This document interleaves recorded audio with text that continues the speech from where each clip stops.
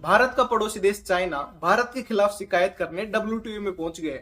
साल के अंदर चाइना ने दूसरी बार इंडिया के ऊपर डब्ल्यूटीओ के अंदर शिकायत की है। ये डब्ल्यूटीओ आखिर है क्या, कैसे काम करता है और क्या सजा सुना सकता है, सारी चीजें आज की वीडियो के अंदर कवर करने वाले हैं।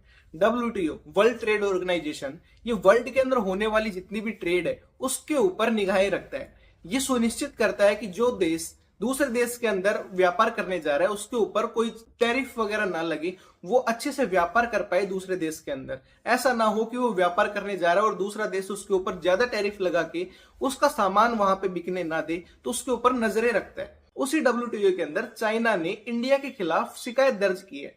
अब क्या शिकायत दर्ज की है वो भी जान लेते हैं।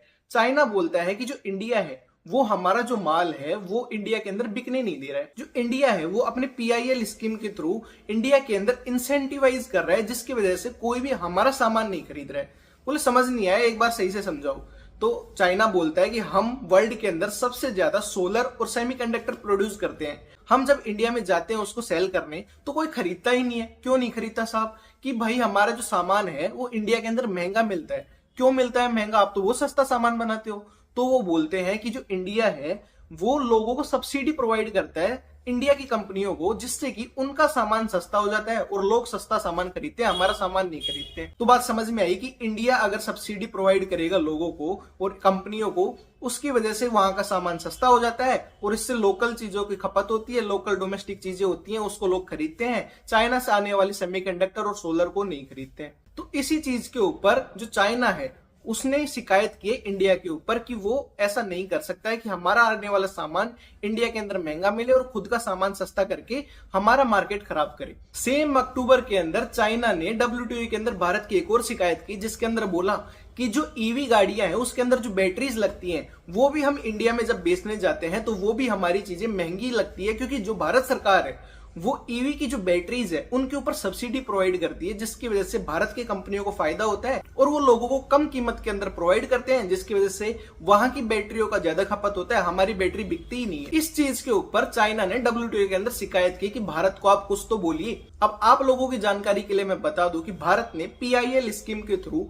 अब तक 2 लाख करोड़ रुपए का खर्चा कर चुका है सब्सिडी के अंदर, जिसकी वजह से इंडिया के अंदर बहुत सारी फैक्ट्रीज लगी हैं, बहुत सारे मैन्युफैक्चरिंग हब लगे हैं। इसकी वजह से कई सारे लोगों को रोजगार भी मिला है। इससे डायरेक्ट इनडायरेक्ट बहुत सारे लोगों को फायदा ही हुआ है। इंडिया के अंदर जो डोमेस्टिक इंडस्ट्रीज हैं वो ग्रो हो रही है इस पीआईएल स्कीम के थ्रू। तो इंडिया को तो इस चीज से फायदा हो रहा है, लेकिन चाइना को इस चीज से नुकसान हो रहा है, जिसकी वजह से वो डब्ल्यूटीओ के अंदर इसकी शिकायत कर रहे हैं।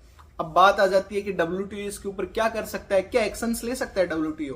तो हाँ, वो इतना ही कर सकता है कि चाइना और इंडिया को साथ में बिठाए और बोले कि आप आपस में बातचीत कर लीजिए, सॉर्ट आउट कीजिए मैटर को। अगर सॉर्ट आउट मैटर नहीं होता है तो वो इंडिया को इतना बोल सकता है कि हम आपको एक टाइम फ्रेम दे रहे हैं, इस टाइम के अंदर आप अपनी पॉलिसीज को बंद कीजिए। और अगर फिर भी इंडिया नहीं मानता है तो वो दूसरे देश को, जैसे कि चाइना को बोलेगा कि आप लीगली इंडिया के ऊपर और टैरिफ लगा सकते हैं। यानी कि जो चाइना है वो इंडिया के ऊपर टैरिफ लगा सकता है किसी भी प्रोडक्ट के ऊपर बाद में। बस इतना ही डब्ल्यूटीओ कर सकता है। आई होप आपको सब कुछ समझ में आया होगा। कुछ समझ में ना आया हो या कुछ आपको बताना हो तो आप कमेंट सेक्शन के अंदर जरूर बता सकते हैं। चलिए दोस्तों, आज की वीडियो के अंदर इतना ही। मिलते अगली वीडियो के अंदर, तब तक के लिए जय हिंद, जय भारत।